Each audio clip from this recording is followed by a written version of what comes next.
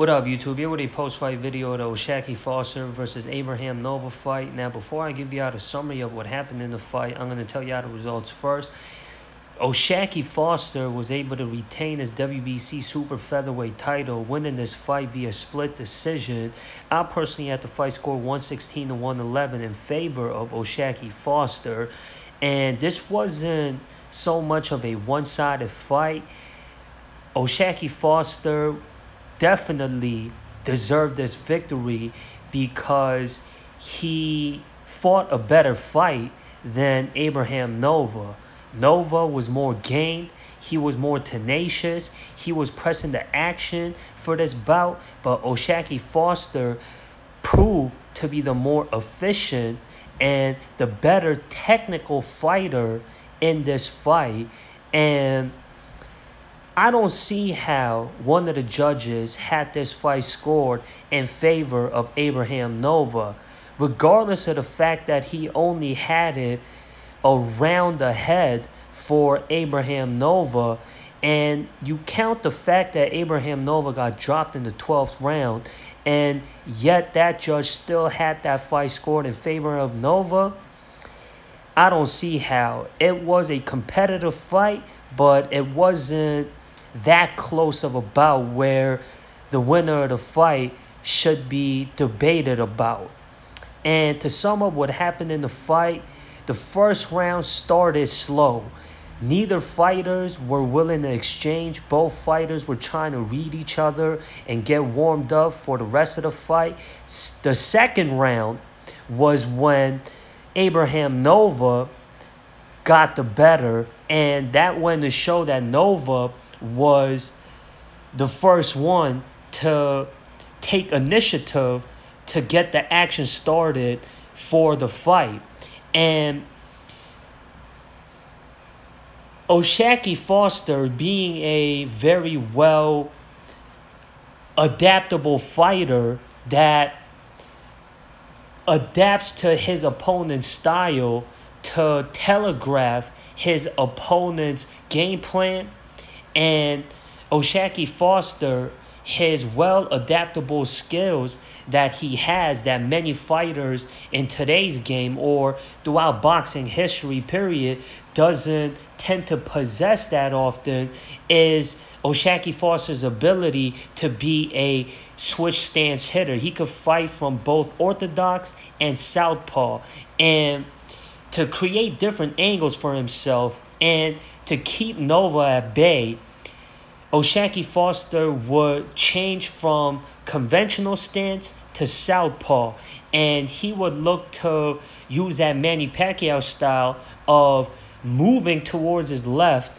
and bouncing from the sole of his left foot to carry momentum with the left hand that he would throw from that momentum that he would get from springing up from his weight balance from that southpaw stance.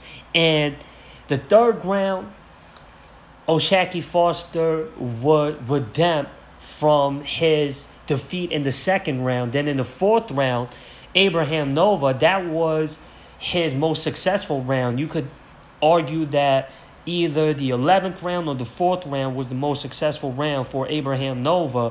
Nova would turn up the offense and do a successful job at cutting off the ring versus O'Shaquie Foster and pressuring O'Shaquie Foster with his come forward style, with his impressive volume, and his work rate and his mixture of punches from going upstairs and downstairs.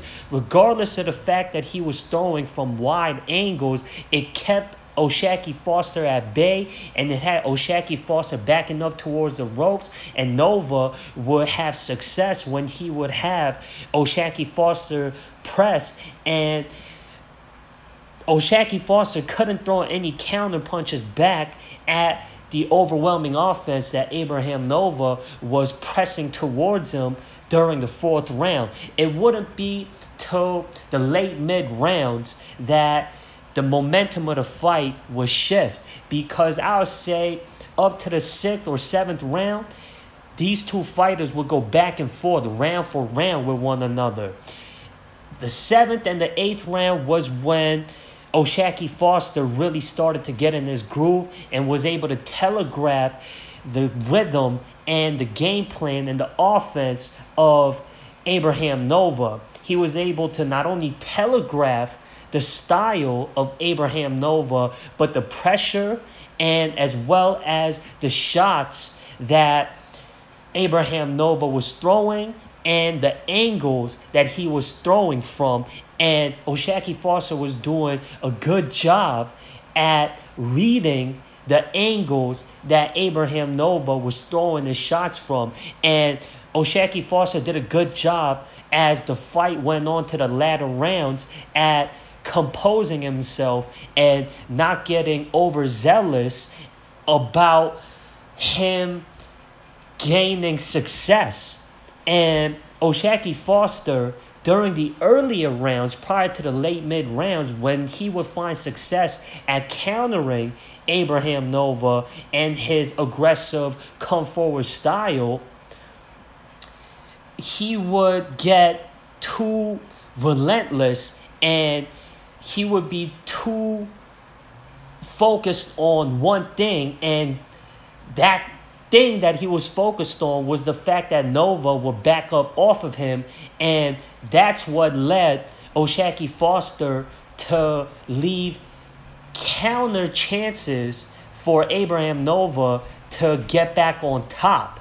And that's where O'Shaquie Foster lacked at when he would find success at catching Abraham Nova during the midst of Nova's attacks. And he wouldn't take other rooms of opportunity that was at display for him to take when it was presented, because he would be focused on being the aggressor when Nova would step off the gas pedal. It wasn't until the latter rounds where O'Shaquie Foster's work would start to pay dividends as Abraham Nova started to gas out as the latter rounds went on. You could say it was because of the work rate and the volume that Abraham Nova was throwing at, but you got to give credit to O'Shaquie Foster's ability of landing efficient shots where it would take out from Abraham Nova to have Nova be stopped at his tracks, and his accuracy as well.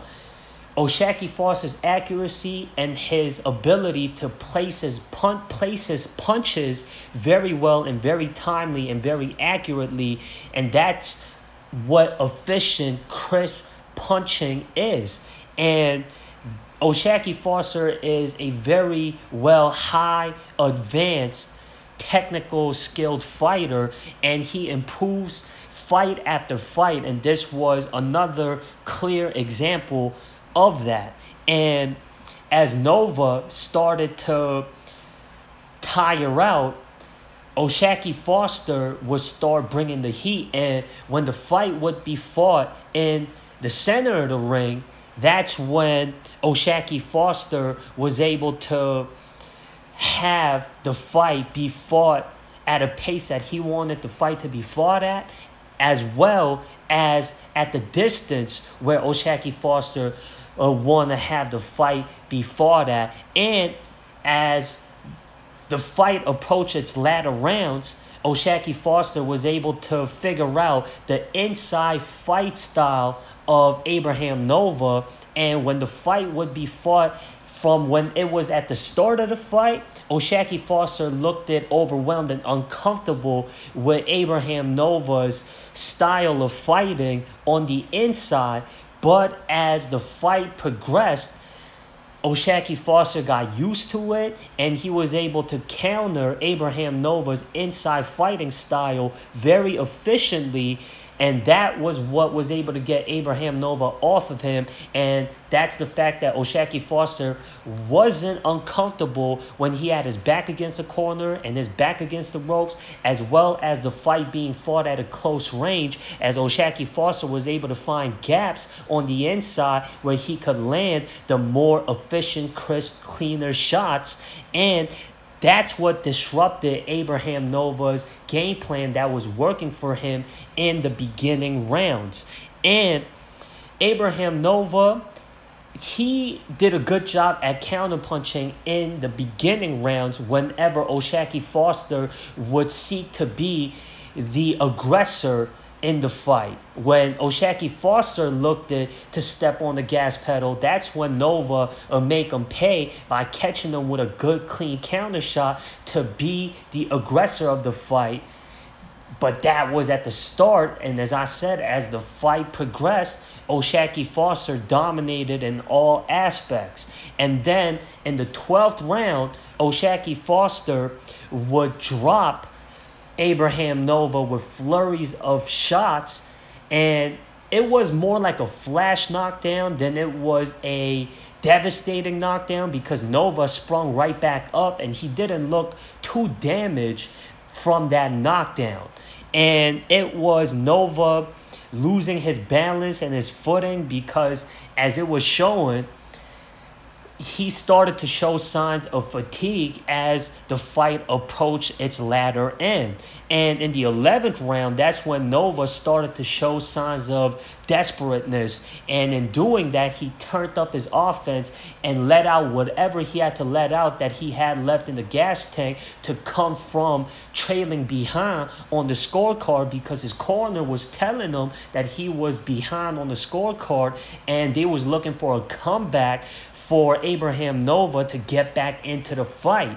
And as I said, the 11th round arguably was the most successful round for Abraham Nova because that's when Nova would turn up the offense and go at O'Shaquie Foster with all that he had left. And O'Shaquie Foster, because of Abraham Nova turning it back up, and O'Shaquie Foster was getting used to Abraham Nova getting beat down during the latter rounds, was overwhelmed by not O'Shaquie Foster, but Abraham Nova's will to want to get back into this fight. And then in the 12th round, Abraham Nova tried to repeat that same magic that he pulled out in the 11th round, but it didn't work out in his favor because O'Shaquie Foster was able to get back that momentum that he fell back from in the 11th round with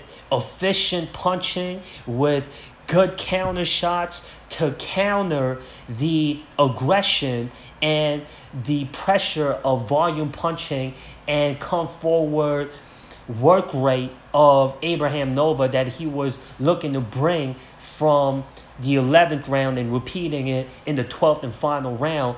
But O'Shaquie Foster got back into his groove and into his ability to not get overwhelmed by the same pressure that Nova was bringing towards him when he had a lot of gas left in his tank in the beginning rounds.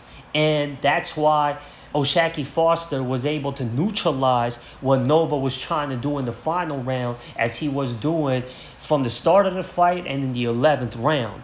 And O'Shaquie Foster, I would say, without a shadow of a doubt, is the best super featherweight in boxing right now because Emmanuel Navarrete, who's the current WBO super featherweight champion, there's rumors of him for his next fight that he's going to be moving up to lightweight, and for his next fight he'll be making his debut at lightweight. And y'all remember Emmanuel Navarrete's last fight versus Robson Canseco, that ended in a draw, and I would like to see a rematch with Canseco and Navarrete to clear from what happened in their first fight. And if Navarrete decides to move up to lightweight and not compete at super featherweight anymore, despite the fact that he holds a title at super featherweight, being the current WBO super featherweight champion, he did the same thing when he was champion at featherweight.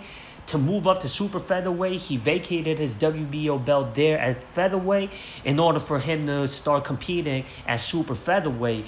It's either O'Shaquie Foster or Emmanuel Navarrete who's the best super featherweight in boxing right now.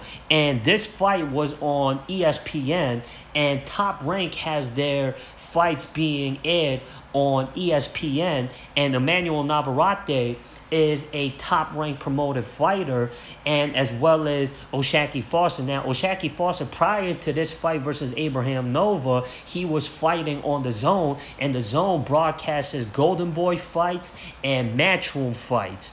And for O'Shaquie Foster to make his last fight be with Top Rank and being broadcasted on ESPN, that leaves a room of opportunity for a possible title unification bout at super featherweight with O'Shaquie Foster versus Emmanuel Navarrete. Now, that is the best possible fight to make happen at super featherweight, and that would be a fight that all boxing fans will want to tap into. Now, that's if Emmanuel Navarrete decides to stick around at super featherweight instead of moving up to lightweight as he's rumored to be. And the current title that is held by O'Shaquie Foster, the best ranked contender according to the WBC is Robson Canseco, who also fights with Top Rank. And that fight can easily be made because both O'Shaquie Foster and Robson Canseco works with Top Rank, and Robson Canseco being a household name at super featherweight that has fought the best available fighters at super featherweight. He's fought Oscar Valdez, Emmanuel Navarrete, Shakur Stevenson, and with Robson Canseco's last performance versus Emmanuel Navarrete and him getting a draw versus arguably the best fighter at super featherweight, he would be a potential threat versus any champion at super featherweight. And this fight, as I said, wasn't that close, but it was competitive, as in this fight being a fan-friendly style fight with good back-and-forth action. And O'Shaquie Foster, his last fight before this fight, it was a close fight as well before he got that questionable stoppage victory in his last fight versus Eduardo Hernandez.